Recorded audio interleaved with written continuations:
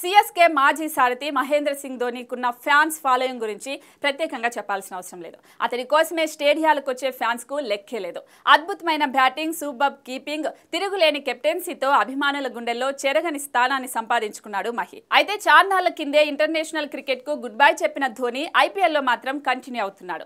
గత 3 ఏళ్లుగా లీగ్ నుంచి అతడు రిటైర్మెంట్ తీసుకున్నాడని వార్తలు వస్తున్నాయి. గతేడాది గాయమైంది, అయినా ఆడాడు ధోనీ. ఈసారి ఇంజూరీ నుంచి పూర్తిగా రికవర్ కాకపోయినా కంటిన్యూ అవుతున్నాడు. ఈ నేపథ్యంలో అతడి అభిమానులకు పిడుగు లాంటి వార్త. ధోనీ రిటైర్మెంట్ వార్తల నేపథ్యంలో చెన్నై ఫ్రాంచైజ్ సోషల్ మీడియా ఒక ఆసక్తికర పోస్ట్ పెట్టింది.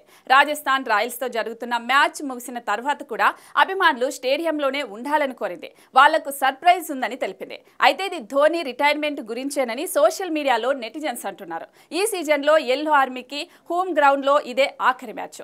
తనని ఎంతో అభిమానించే ఫ్యాన్స్ నడుమ రిటైర్మెంట్ ప్రకటించాలని ధోనీ అనుకుంటున్నాడని, అందుకే ఈ ప్రకటన వెలువడిందని అంటున్నారు. ఇది స్పెషల్ న్యూస్ కాదు, బ్యాడ్ న్యూస్ అని. మహి ఇక మీదట క్రికెట్ ఫీల్డ్ లో కనిపించడని వరి అవుతున్నారు. అయితే దీనిపై సిఎస్కే ఫ్రాంచైజ్ లేదా ధోనీ క్లారిటీ ఇచ్చేదాకా ఏది చెప్పలేం.